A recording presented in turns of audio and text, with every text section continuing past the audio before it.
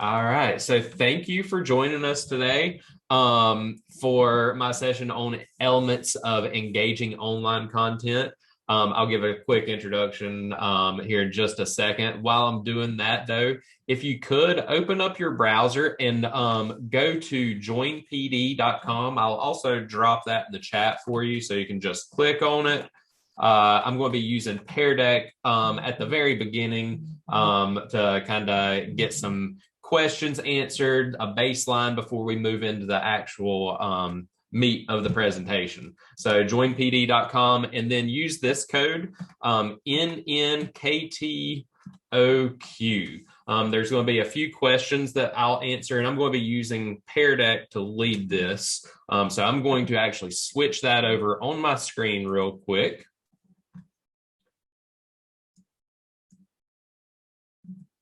All right. And so I've got that. If you, for some reason, exit out of the Pear Deck at any point, you need to get back. If you go back to joinpd.com, the code to join back in will be up here in the right-hand corner. So we will go ahead and get started in just a second. While I'm waiting on both of you to join, just a quick introduction, a little bit about me. I'm Jordan Caldwell. I'm the instructional technology specialist here in Hickory Public Schools. I'm going into, I believe, I counted them up yesterday, it's my 11th year in education. I have a vast experience. I was a high school teacher for 7 years here in this district. I taught at our magnet and alternative school. So I've experience with hard at-risk students all the way up through some of the best and the brightest that have applied to get into our magnet program.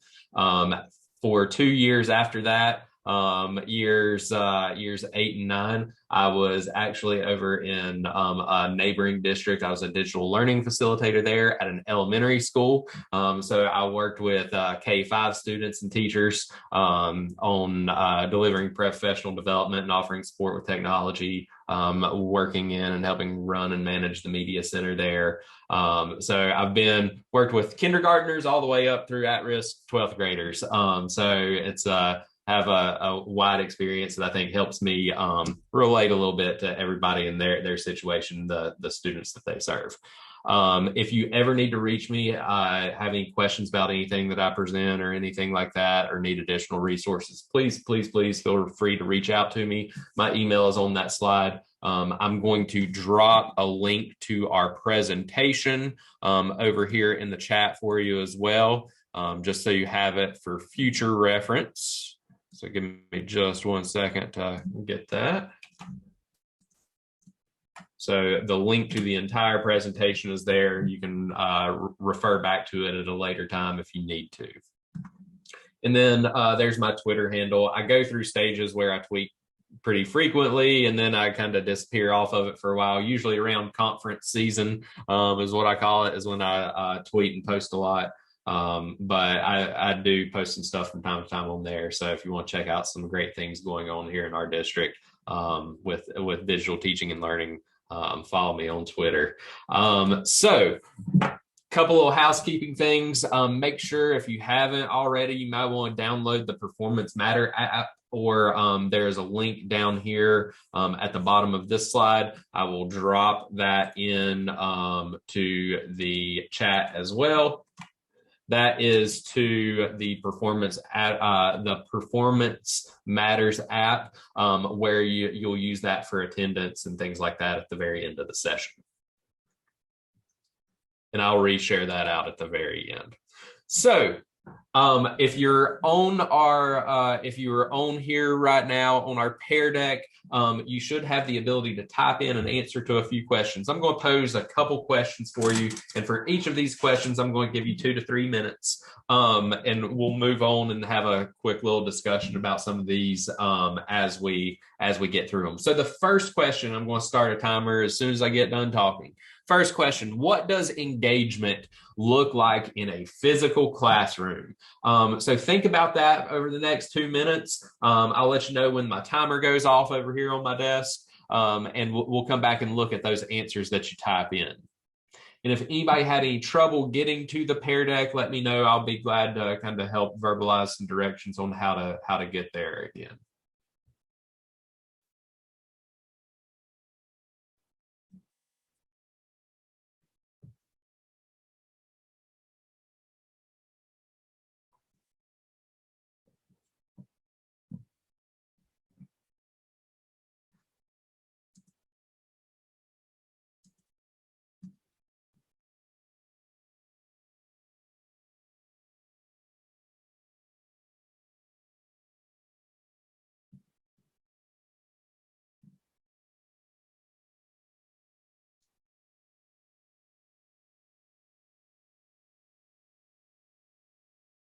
We've got about a minute left on this question.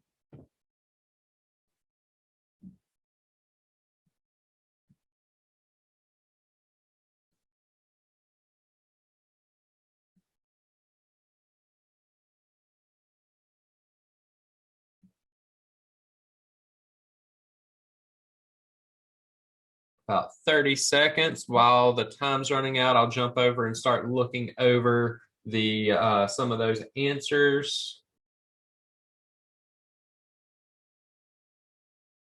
All right, so it looks like some of the answers there for what engagement looks like in a physical classroom. Student-led activity. The teacher is more of a facilitator role instead of being kind of the focal point. Students talking, participating, learning from each other, the use of games, interactive centers, art, hands-on learning.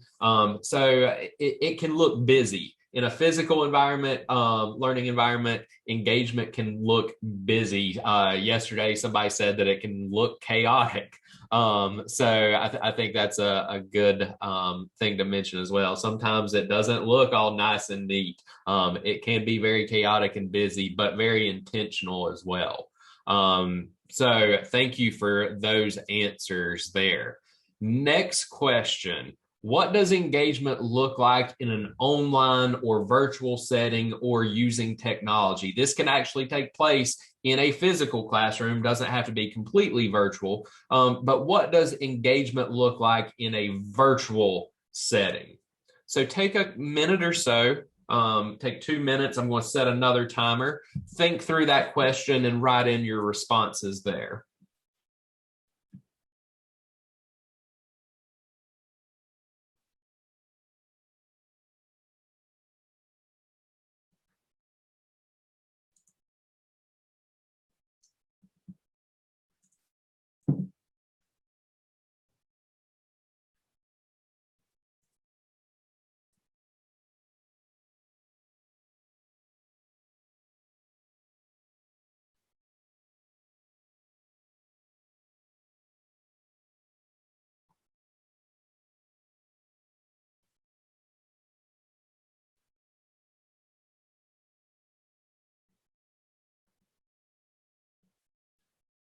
Got about a minute left. If you want to wrap up your responses.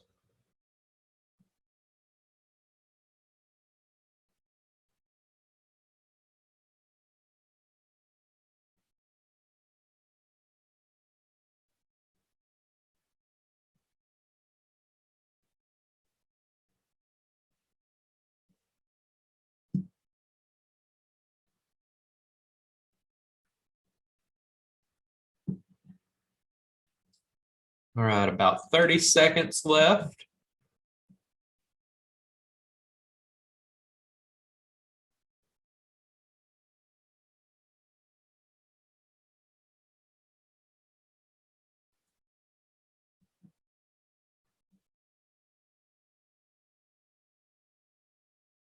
All right.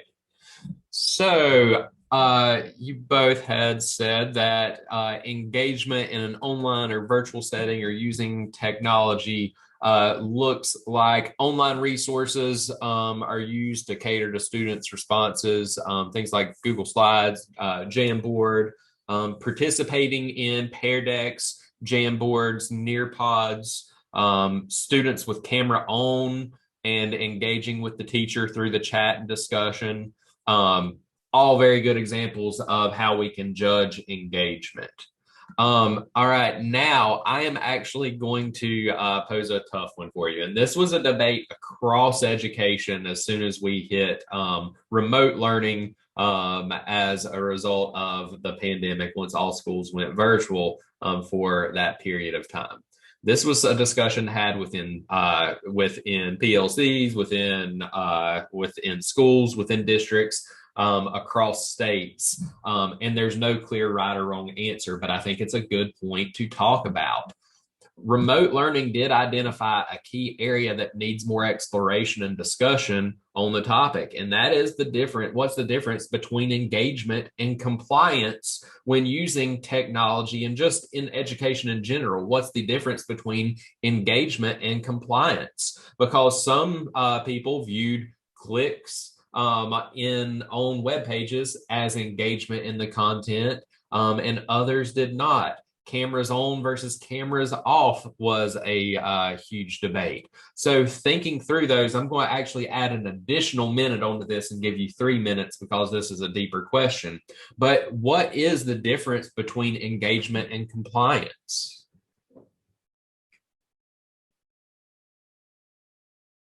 So take about 3 minutes.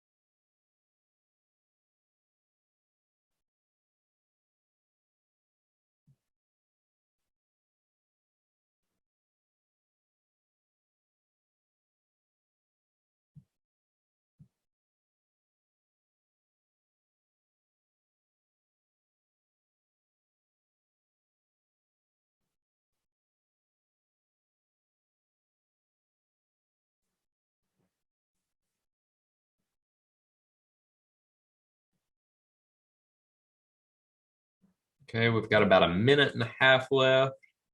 Looks like we've still got some typing going on.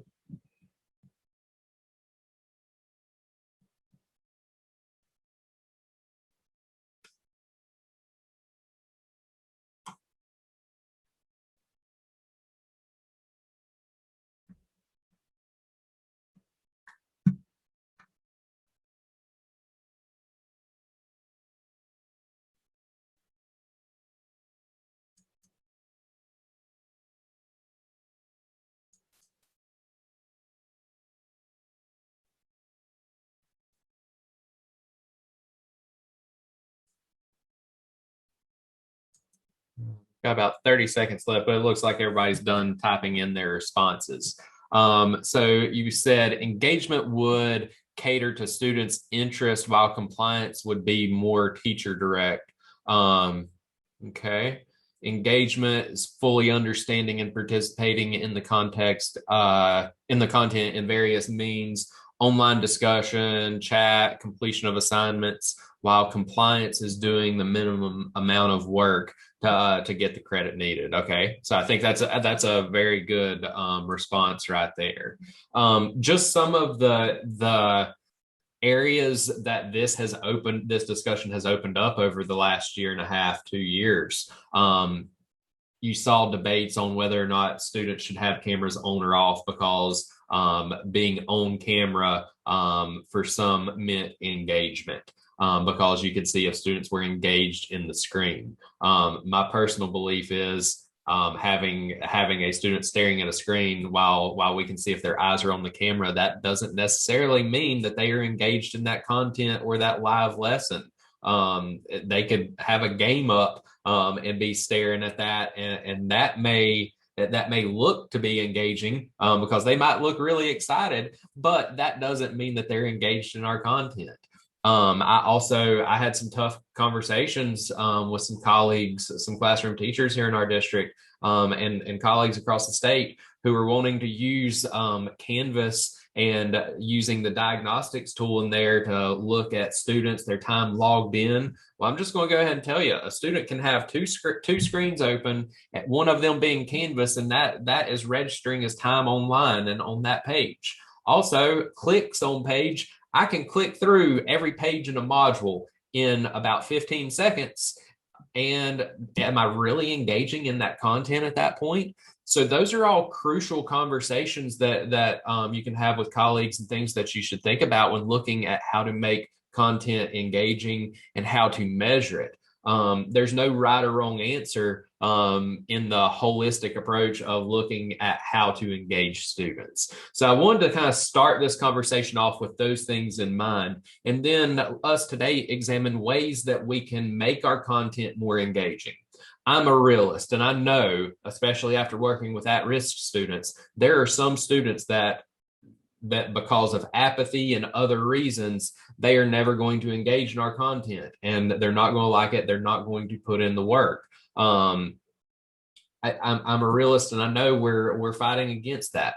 But if we make the content relevant and engaging while using technology, I think that we're heading in a direction where we can get more students engaged in the content, actively engaged to where they're active participants in the learning. So that was kind of what spurred me to make this presentation today. And so today, what we're going to do at the first part, we're going to look at the elements. I've broken out some different elements of what makes content engaging. I'll show you where I kind of drew that inspiration from, and then we'll look at kind of in this first part what makes digital content engaging. So where this whole thing came from, I pulled some research and quotes from if you've never read it, it's a very good read. I highly recommend it. The Disruptive Classroom Technologies, a Framework for Innovation in Education by Majana. And in it, they go on to, I pulled these two quotes out because they really jumped out. I really believe in the potential that technology has to transform learning. But in it, it really outlines why we're not closing those gaps and why we're not seeing the true potential. Is this first quote: the impact of educational technology tools on student achievement has not matched the potential of these tools to reliably enhance teaching and learning. A contributing element of this problem may be the overemphasis on low-value use of educational technology tools in our schools. So looking at it just being a basic substitution, and on the SAMR model level, there's nothing wrong with basic substitution. There's a time and a place for basic substitution. But when we don't move to the truly transformative use of technology to engage students in the content, that's why it's not having the impact that we're hoping it will. And so building off of that, later on in the book, Majana goes on to pull in some research from others and outlines this: learning environments in which technologies are integrated to enhance multisensory interaction, knowledge expression and representation, discussion, feedback, and reflection are what truly can improve student learning. So building off that last statement, when we're looking to engage students, we can utilize this framework and these elements to do so. So keeping these in mind while we're planning out lessons and incorporating technology in, we can be very intentional in that delivery through the digital means. So these are in my opinion, the elements of engaging online digital instruction, whether it be a fully remote or kind of a hybrid blended learning approach in a traditional classroom. So I've created this slide. Feel free to print it out. I've shared this out with some teachers in our district. They've printed it out and have it there on their desk when they go to plan their lessons.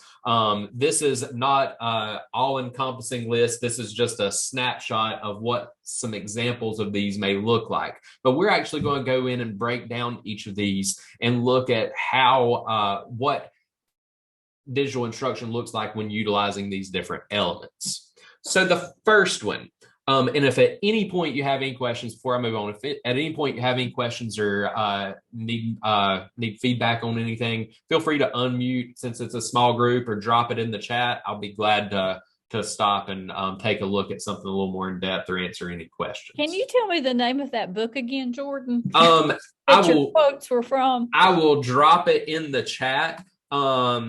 It's the Disruptive Classroom Technologies.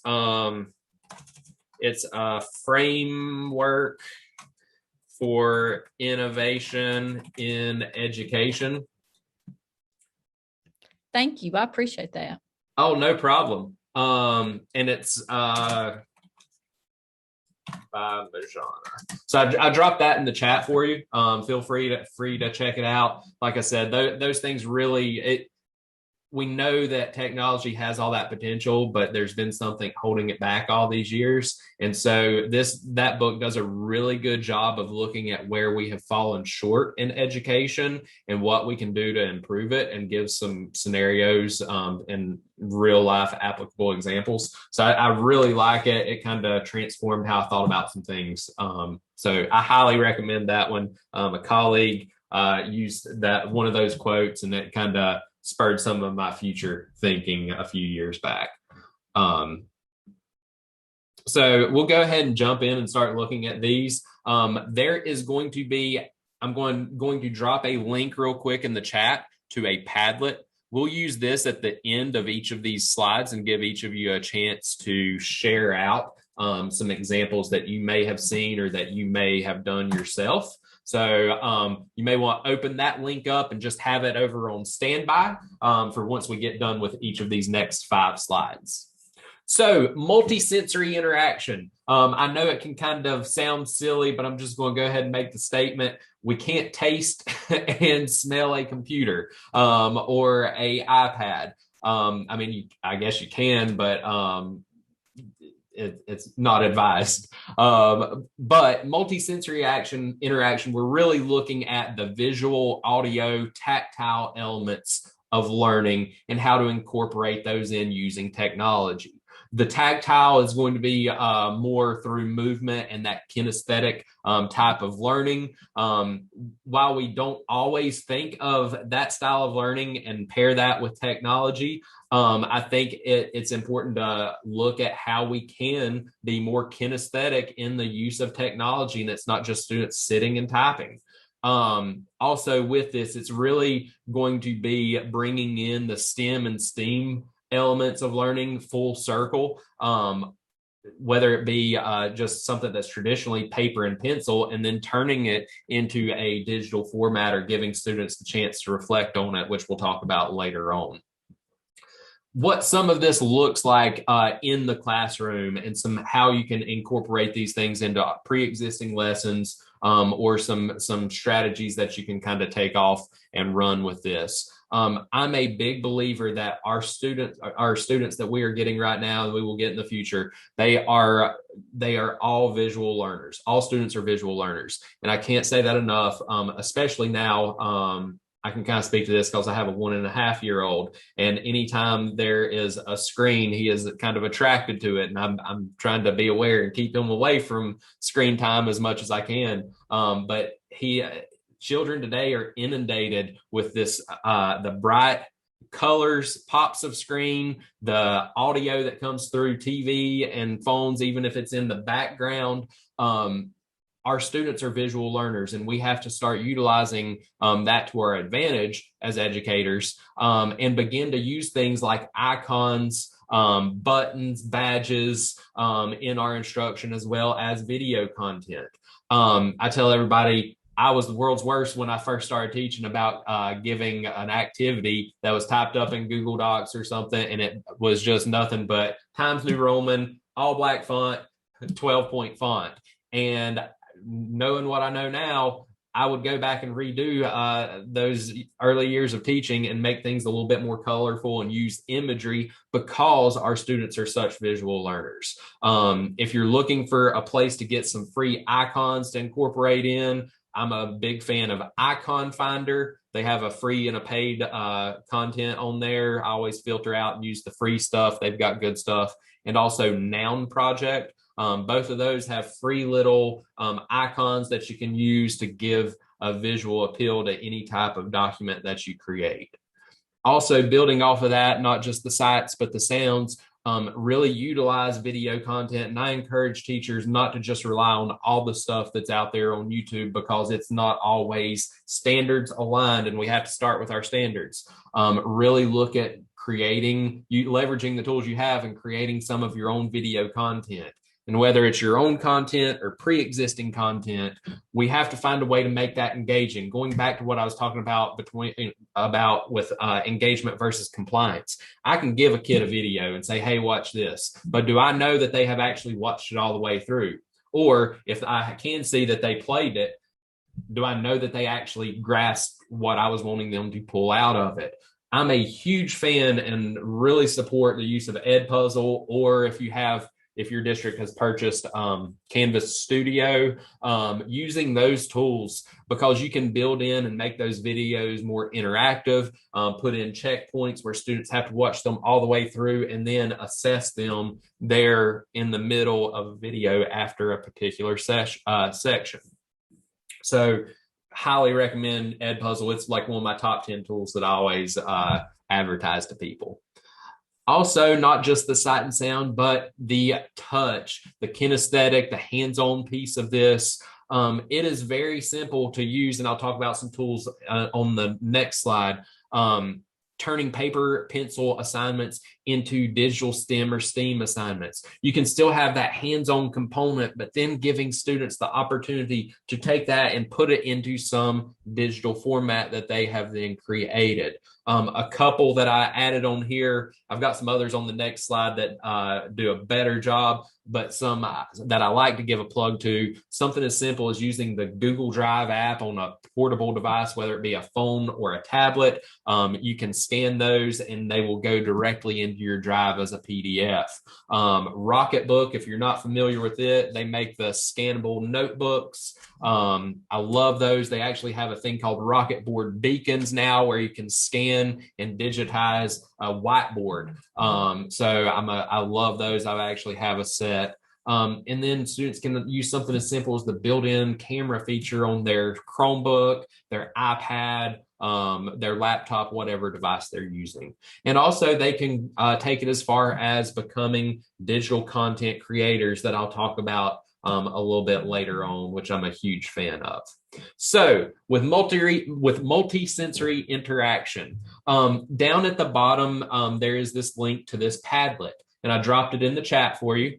Go to that Padlet, and under the column of multi-sensory interaction, give one or more examples of some multi-sensory interaction utilizing technology that you've seen. It can be one of your favorites you've done, something you've seen like an all-star colleague do in their classroom.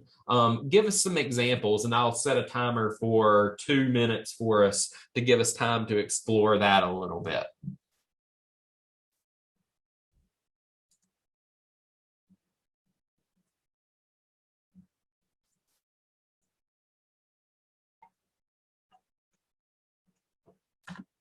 And there are some answers already on there from our first session, the first session I did of this yesterday. So you can also see some of the comments from yesterday.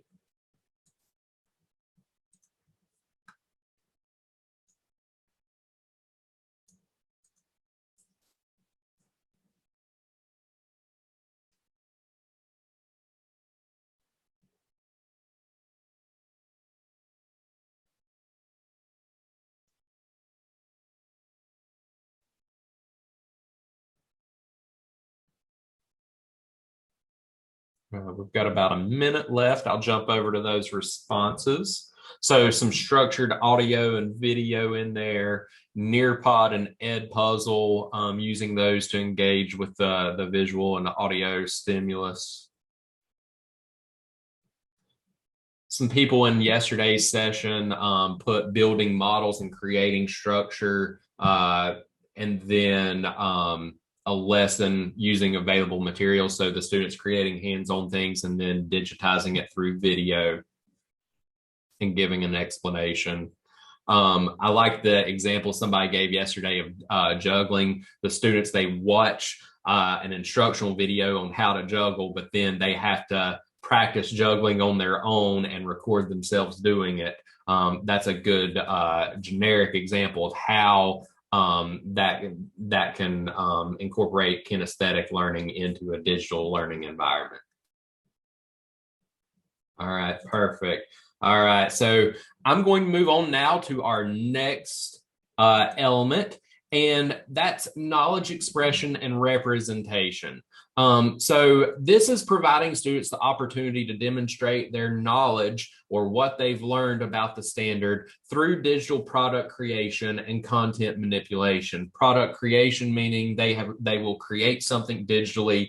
Content manipulation is they go in and say, as an example, perform an online simulation or lab.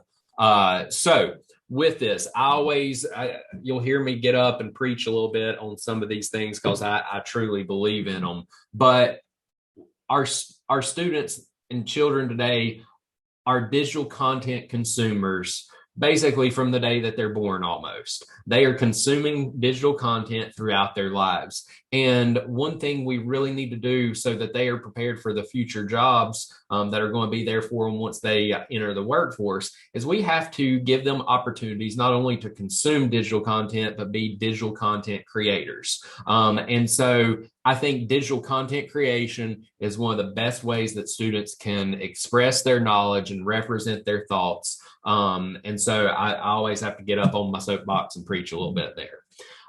So with knowledge and expression representation, what that looks like I said, digital content creation. You can use some or all of these tools throughout your instruction. This is just a generic list of some of my favorites, but there's a lot more out there that students can use. Something like Flipgrid, Seesaw, or the other one, Class Dojo, the portfolio section of Class Dojo. All of those can be used for students to create their own instructional video content and submit as an assignment. Something as simple as Padlet, like we are using to kind of reflect on some of this at the end of each slide. If you've never heard of Insert Learning, it is one of my favorite, not as well-known tools that I think is an amazing, amazing thing. There's a free and a paid version, but Insert Learning, you can take a Google Doc or you can take a news article, something web-based, and using Insert Learning, you can build in questions or reflection opportunities or polls directly into that article or document. So if you've not checked out Insert Learning, definitely check it out. It's one of my favorites that I found over the last few years. Pear Deck and Nearpod to engage students as well. And then really students can do something as simple as type up or create their own Google Docs, slide presentation, drawings. If you've not used Google Jamboard yet, definitely check it out. It's become one of my favorite tools. They started it up a few years ago, but Google Jamboard, definitely checked it out as a digital content creation tool for students. I also like to take this, like I said, you'll hear me preach a little bit. I'm a huge believer in that we have to offer students voice and choice and opportunities to manage their own learning and make academic decisions for themselves. So instead of telling students, hey, I want you to create a digital poster or flyer on this, give students a little bit more freedom, provide them with a rubric that gives them structure to outline what you expect out of their digital product, but then give them the opportunity to create whatever interests them. Don't put them into that box. Let them explore the content and demonstrate that mastery in their own way, and your students will surprise you. So I always like to give that little plug there. All right, so if you can, jump on back onto our Padlet and give us some examples of knowledge expression and representation using technology that you have seen or used or like. And I will set a timer for 2 minutes. And I dropped the link to that Padlet back in the chat for anybody that needs it.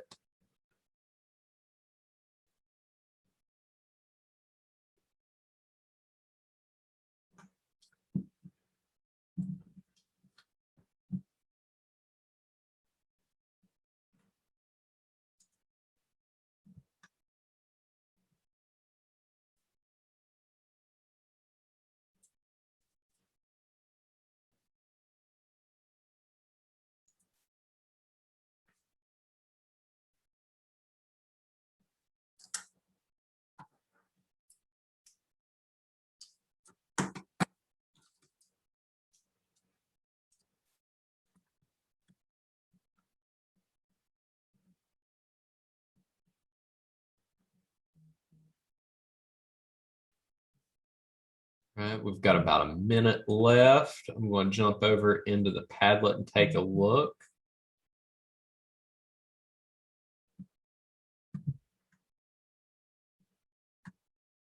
All right, so something like a digital choice board, a pathway, a playlist where students have options where they can choose what they are, what method they want to demonstrate their mastery. I love that idea for a little bit of personalization.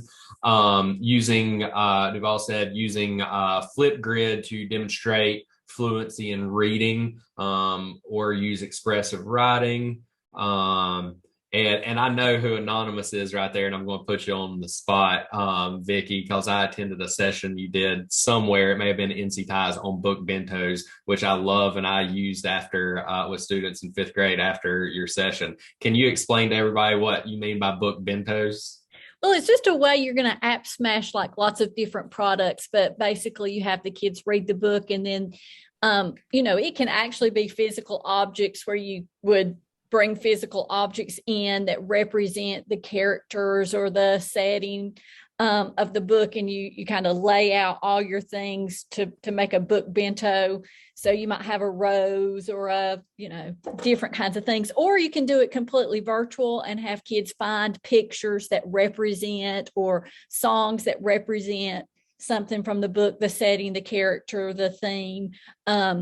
And then you can do that like in a Google drawing, and then you can take that Google drawing into something like ThingLink, or if you don't have ThingLink, I never say this right, genially,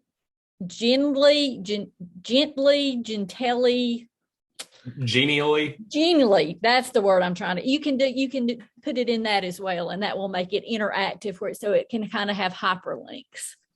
So, I love it. Yeah, I love that project idea that you did, and I've borrowed it from time to time as well. It's a fun one. So thank you for that.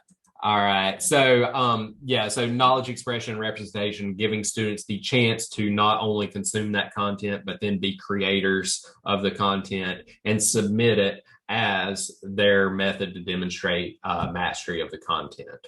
So that is the second element. We're going to move on to the third now. And I'm going to go back up here to the original kind of quote that we were building off of. I want you to notice in the original quote, they outline it as discussion. I actually expanded on that just a little bit. And so I actually define it as discussion and collaboration, because I think that that's the direction that they were going, but you can't grab that just from the quote that I used. But discussion and collaboration is what that next element is for me. So student interaction, dialogue, and collaboration, we know that helps foster learning and makes learning happen a little bit more organically. It makes it more meaningful. So the use of digital tools to structure this, I believe, is very important. Like I said before, I'm a huge believer in students having the opportunity to manage their own learning. But when they are managing their own learning, and students are all at different places in their learning because they're all working on a different pace, that can make those structured opportunities for discussion and collaboration a little bit more difficult. So what we can do to provide them the time to do that when they get to it in the learning process is to turn that into a digital form. And provide them a digital space to collaborate and have those discussions. That allows them to have input into those discussions and collaboration when they are ready for it after they've had the content that they need. So I really like a few of these features that are built in directly into the learning management systems that are used predominantly across the state. I'm not sure if people here are Canvas users or Google Classroom, but if you are a Canvas user, I have 612 in there. That's our district uses Canvas in grade 612. If you use it in earlier grades, you can use this there as well. But I really like Canvas discussion boards. You can actually have Canvas automatically score those to assign a grade if you want to. But using this discussion board feature to foster that collaboration and discussion within a classroom. You can also use and post on the stream page in Google Classroom and give students the ability to make comments and have discussions there. So having that place where students can voice comments about the academic standards being covered. Also, you can use some external tools like Padlet, Flipgrid, Google Docs as a back channel, or you can use something like Back Channel app or YoTeach, or I think it's YoTeach is the other one. Something like Google Jamboard, where students can all collaborate collectively on an assignment or give feedback through discussion and give them a chance to really interact with their peers in relation to the content. So I want to give you a chance to go in and share out some of your favorites that you use for digital discussion and collaboration among students. So if you can go back over to that Padlet, and I'll give everybody about 2 minutes to respond.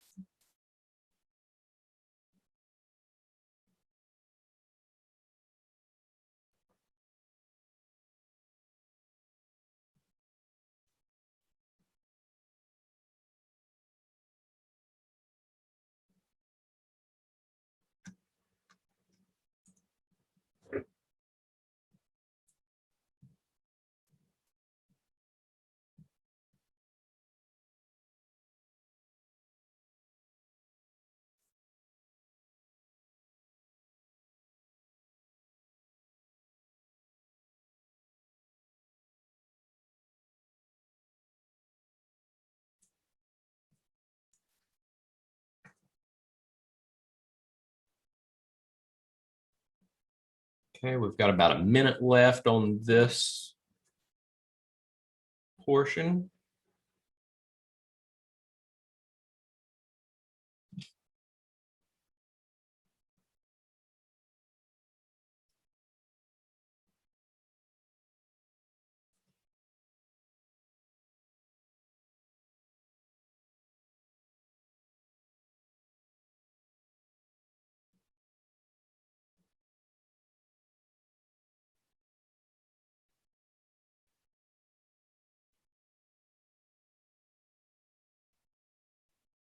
All right, I'll jump over into our Padlet and we'll take a look at everybody's contributions. So an idea for social studies and ELA, lessons on point of view, think, pair, share, Socratic seminar, Canvas discussion features. So yeah, I love taking the traditional idea of what was a Socratic seminar and giving discussion boards more of that feel. I think is very important. We don't have to now block off a whole class period or half a class period to have a Socratic seminar. We can give students the opportunity to reflect on it as they are reaching the content. And then I think a big a big key step in that is to go back as a whole group and read through some of those responses collectively. I think as a step that's oftentimes left out in these virtual discussion boards or collective collaborative activities. So I love that idea. Seesaw can be a great way for discussions. It does give the opportunity to not just a typed response, but sometimes you can't always get all the inflection someone is trying to portray through typed text. Sometimes you can draw more from the mannerisms, body language, things like that through a video discussion, whether it be Seesaw, Flipgrid, or any of the various other ones that are out there. Parlay discussion app. If you've never heard of Parlay, it is an amazing one. Thank you for whoever shared that one.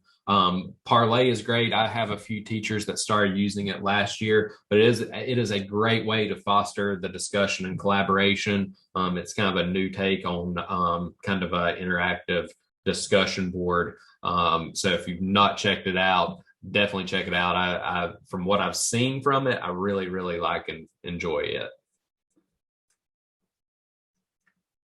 All right, we will jump back over. Sorry, Mom, I'm reconnecting. There we go. So that was discussion and collaboration. Okay, these last two elements kind of go hand in hand because one is necessary for the other to be done truly effectively. But I did split them up just for the purpose of being able to give each one the attention that it deserves. The next one we're going to look at is feedback. And there's a difference between just regular feedback and quality feedback. Quality feedback is what students need in order to improve upon their learning mistakes or take learning to the next level. So with that feedback, I do want to say it can come from a variety of places. It can come directly from the teacher. It can come from peers, or it can actually come from those diagnostic tools that we have been using and leveraging over the last several years. I'm going to give a few examples of that. iReady, I've got a few over here. iReady, Dreambox, ABC Mouse are all these adaptive tools that, based off of student performance, it'll place students where they need to be in relation to the content. And by reflecting on that, which is the next one, students need quality feedback in a timely manner. I'm a realist, like I said, and I know that especially in high school, when I serve 90 kids in a day, if I give a written assignment, I'm not going to always be able to give them that timely feedback and get all 90 of those graded by the next day. Sometimes the feedback that students need in order to improve needs to be instantaneous. And so some of these tools can actually give students that instant feedback that they need to correct mistakes before they get conditioned, before the students condition themselves into doing it incorrectly or getting the wrong answer or having the wrong grasp of the concept before they move on with that too far and we have to undo those falsities in the learning. Then we can head those off by using some of that instant feedback through these diagnostic tools and the AI that's running in the background of it all. So it's very important for the students to be able to do that so that they can then, our next element is going to be reflect on their learning, which allows them to, it drives the student's ability to manage their own learning through the learning process. So some examples of feedback and opportunities for feedback that I included over here on the right-hand side are the automated assessments. I do not believe, and please hear me out, I do not believe every test should be all multiple choice or true false and automatically scored. There has to be some open-ended constructed response or ability for students to demonstrate their mastery through a product that they create. There has to be those pieces, but there also does need to be some of that automated assessment so students can get that real-time feedback immediately instead of having to wait a few days to get that quality feedback on more in-depth assignments. those automated assessments, it can be something as simple as a Canvas quiz or a test. It can be something more informal, like an external assessment tool like Quizzes or a Kahoot. It can be done through an Edpuzzle video even, and the correct answers they receive back from that. Like I mentioned, computer and AI generated feedback through diagnostic tools has really revolutionized this piece, and I feel like we're only going to see improvement in that realm in EdTech tools moving forward. Those that are using Canvas, SpeedGrader is a great tool. They're making some improvements to that as we speak and have rolled some stuff out over the summer. I do want to say all feedback does not have to be written. Feedback can come in various forms, whether it be video or audio responses as well. SpeedGrader allows you to record an audio or video response to give students verbal feedback. You can also make a screencast video. I know of a teacher who, when grading research papers, if there's something that is an area of concern, they will go in and actually mark up the student's Google Doc, making a screencast video of it, and them giving a discussion to that student that they then send to the student. The student watches that feedback and can go on and make corrections from there. Something as simple as email correspondence, teachers contributing to a discussion board themselves, I believe, is very important. We see that in colleges and universities where teachers, the professor or instructor is giving their own thoughts on a discussion board. We don't necessarily always see that in K-12, where the teacher expresses their views on the content as well. So I think that's an important thing to consider. Some of the built-in Canvas and Google Classroom messaging features, I think, are good opportunities for feedback. It's all about consistent and reliable feedback as well.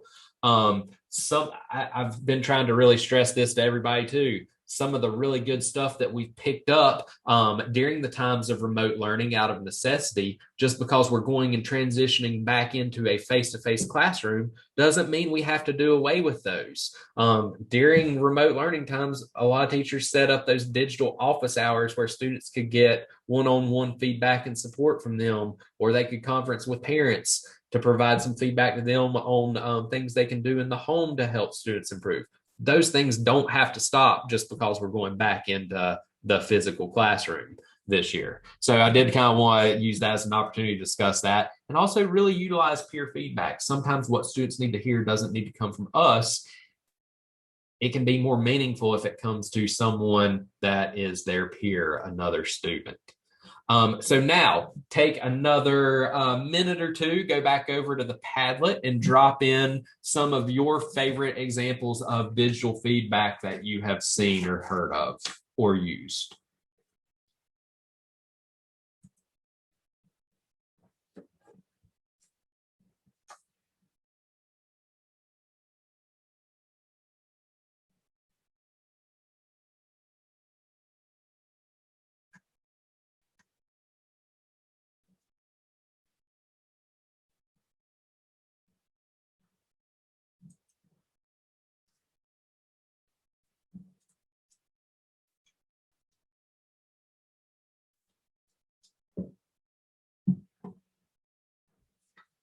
We've got about a minute left on that slide.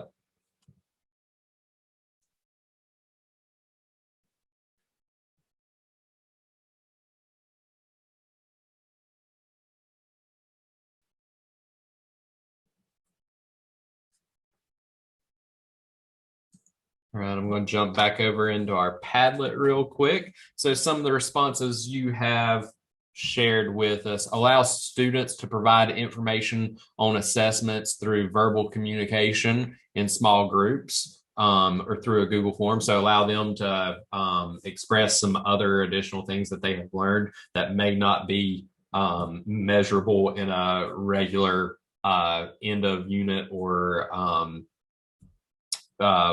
formative assessment that we're using. Digital office hours, you hope you continue that. I know that it it did force a lot of people outside of their comfort zone to start using Zoom and Google Meet in the beginning. But I think now we see the value and potential of it across education. And so it's hard to do while we have face-to-face classrooms in and we're teaching classes live to have those office hours, but it could be something that have an after work office hour set up once a week, 30 minutes where students can get help after school through Zoom or Google Meet. I think could be a good place to start. Audio and video feedback allows students to see your face and hear your voice. I really think that the video and audio feedback is something that we aren't leveraging enough, because if I tell a student in an email or in a written feedback response, good job, they may not think, they may just be saying, oh, that's the teacher telling me I did a good job. That's just, they're telling everybody that. But if they can see I'm meaning it in that this is some of your best work yet, you did a really good job, and can see how sincere I am in that, it may be enough to inspire that student to work a little bit harder or achieve their goals. So I think that's a huge piece we can do a better job of in education, is using that as a feedback method of feedback. All right. The next one, the last one, like I said, it goes in with the feedback. Building off of that is an opportunity for student reflection. Once they get that feedback and have measured how they have done, then there needs to be opportunities for students to reflect throughout the learning process. Opportunity to reflect, it's key to student growth in relation to not just the standards, but their own personal goals. We know that we have some students that no matter how hard they try and how hard we work with them and how hard the parents work with them, they're never going to be proficient on specific standards.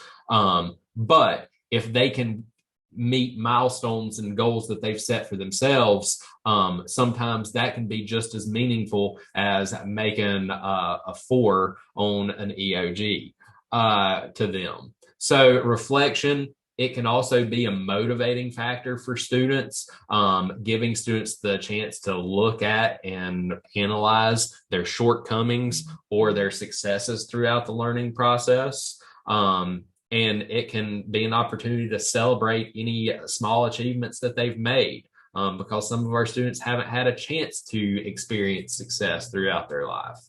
Also allows connections to be made between the content across the learning process. If we're looking at end of unit reflections, we can really have students look at how what they learned at the beginning of the year or the beginning of that unit is really relating to that content that we just finished up that day before. It brings the learning process full circle. So some ways and things that you can use digitally to kind of help facilitate this is have students use rubrics to not only manage their own learning, but go back at the end and look at why they didn't achieve what they thought they would have. Opportunities for self-assessment throughout are very, very key. Have them go in, checkpoints either daily or weekly, and really self-assess where they are, why they are coming up short, or why they are achieving. End of unit and lesson reflection prompts, whether it be written, video. I know some people that'll do just kind of an end of the unit flip grid. Tell me your favorite thing that you've learned or a big success that you've had, what your takeaways from this unit are. And then opportunities for remediation and extensions, reteaching based off those results. Have students seek those things out.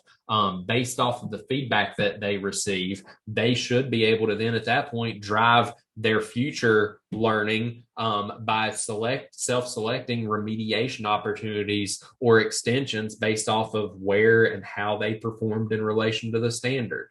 So those are just a few examples of what that looks like digitally. So with 2 minutes, go in and reflect on our very last one. And then we will run through kind of some action steps, and that's where we'll close things off for today. So take about 2 minutes and add in your favorite digital reflection pieces. Digital data notebooks, that's a great way for students to manage their own learning and track their progress. It puts that accountability piece back on the student to be in charge, to take charge of their own learning and their success. So I love that.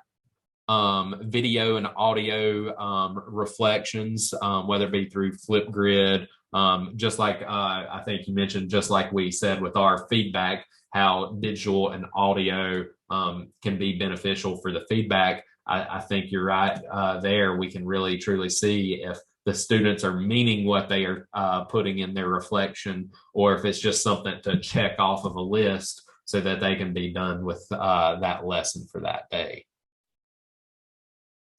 So I love those. Thank y'all for contributing to our Padlet discussion board. I'll leave this up for a month or so if you want to look back at it at any point. But thank y'all for contributing to that, because the success of this presentation is all dependent on how engaged you are in this content. So thank y'all for helping brainstorm there collectively for the group. All right, so this is kind of the last little portion. Those elements alone are not going to make a digital lesson or digital activity successful. There are some action steps, and I always like to provide these with anything that I do. These action steps can really kind of help ensure that when we add in that engaging content, that our students are going to actually be engaged in it and have the opportunity to be successful. So these are just like 4 little things that I always remind people to keep in mind when delivering digital content. So the first of these steps is, just like anything, we have to establish norms.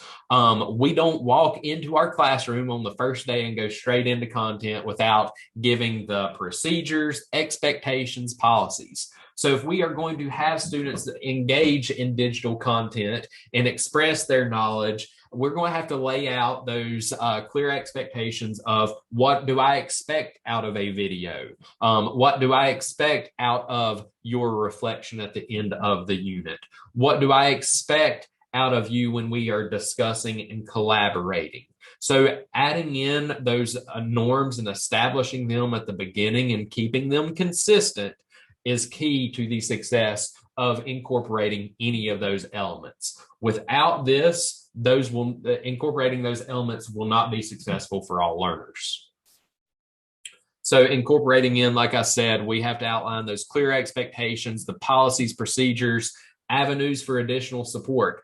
All of these ed tech companies, these tools that we use, they have instructional videos out on their website or out on YouTube on how to make a Flipgrid video and post it, or how to go in and make a Google slide. We have access to those resources and know where to find them through our students. So maybe at the bottom of an assignment have a, if you need help, go here and watch this video on how to make a Google slide or Jamboard, offering them the support there.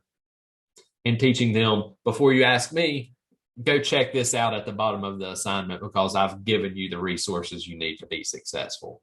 So just some examples of establishing those norms. And we also have to keep in mind, we can't just give the students the norms. We have to practice what we preach. We have to model those things for our students so that it becomes a cultural piece of our classroom. All right, so that was our first step. The second step is clear and concise, consistent communication. And this is written, audio, visual feedback, whatever it may be. Our communication has to be clear and consistent. And I'm going to go on a rant on this slide and the next. So I'll preach a little bit again here. So communication, and I can't stress this enough, it has to be consistent. It has to be clear, reliable, and easily to be located. With this, the clear instruction, the clear communication, we have the ability to include screencast videos or screenshots when trying to give directions to students. Why do we not utilize that more? Is my question. So I can't stress that piece enough. We have these tools at our disposal, so we need to use them. Also, our communication throughout this, especially in the feedback piece and the reflection piece, needs to be reliable. Students need to receive that feedback in a timely manner. And if it's not something we're going to be able to give to them in a timely manner to then go back and correct, before they are formally assessed on that at the end of the unit, we're doing those students a disservice. So make sure that communication is reliable and timely. And then this is the piece that I'm going to kind of preach on. Make sure it's easy to locate. Make sure you're giving that feedback or communicating those pieces out through the same places, the same avenues every time. It's okay to send the same message through multiple avenues. If you want to post it on Canvas or Google Classroom, if you want to email it out and post it on an announcement page on your teacher webpage, for example. It's okay to put it out in multiple places, but don't forget to put it out in one of those places. This is where I'm going to get on my rant. It is not the student's fault if they miss an update or miss an assignment, because we have conditioned them to go to X, Y, and Z places all year long, and then I forget to post it to this one spot that they've been going to this whole time. I don't have the excuse, well, you should have looked here. If we condition our students to go to specific places to receive content and updates, it is our obligation to make sure we're communicating that out consistently.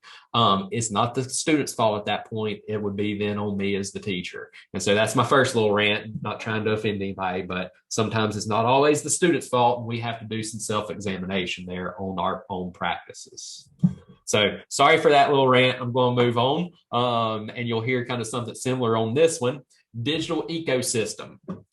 Make sure you have a strong digital ecosystem set up. Even if you're teaching in a brick and mortar classroom and you're not teaching all virtually, we need to have a digital ecosystem set up. And those are our digital footprint of the places where students go to access content, receive updates, take assessments, and submit assignments. If you are not utilizing a LMS or a learning management system, start. I can't stress that enough.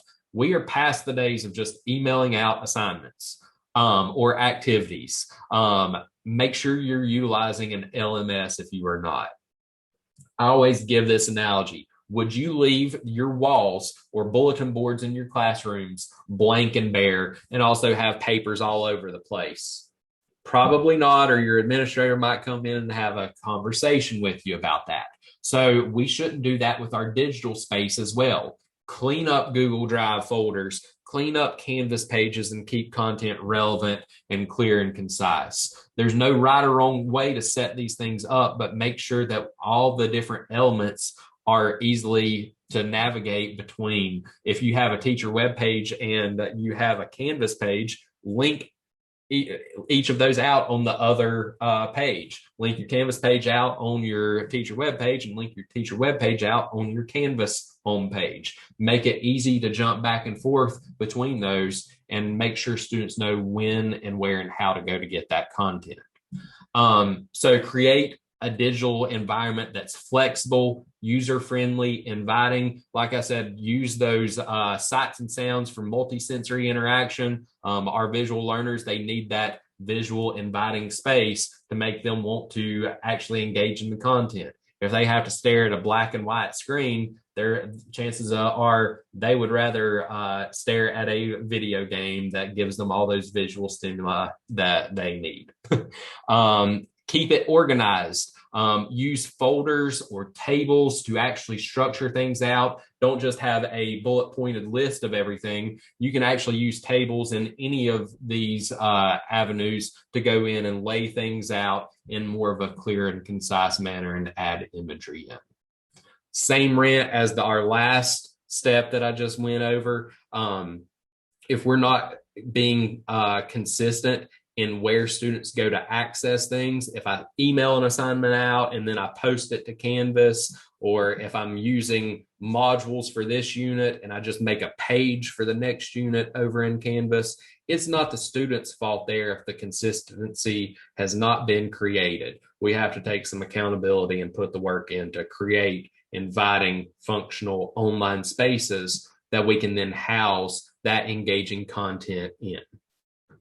All right. And then the last one, on top of those engaging elements, we also have to keep in mind that we need to make content as relevant as possible to our students, their interests, and to the world that we are living in. So often we turn to that basic substitution of pencil and paper assignments. But if we really want to transform learning and make it more engaging, we need to look at incorporating all those elements that we looked at and discussed earlier into our content in a way that is relevant to our students and the world that they're living in.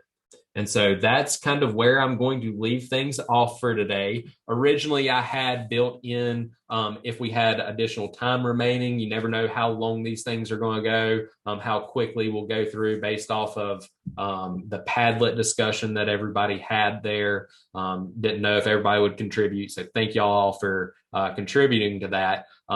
So we don't have time to do the breakout rooms, and also we have a small group, so I'm going to skip over that portion and we will wrap things up. So I'm going to jump over into the actual presentation. Again, I will drop the link to this presentation in the chat for you. While I'm doing that, I do want to thank everybody for coming out. I hope that this session was valuable and you learned something or have some takeaways. Feel free to share any of this out with any of your colleagues. I don't mind if you share it out if they weren't able to be here.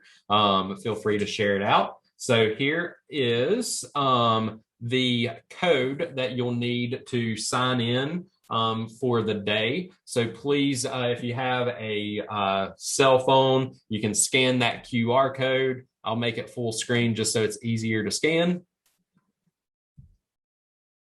So scan that QR code and it will take you to the page where you will fill out the attendance form. And then also after that, I'm going to, let me grab the link real quick. I'll put that QR code back up in just a second. Let me grab this. So this is going to be the feedback form that I'm going to drop in the chat.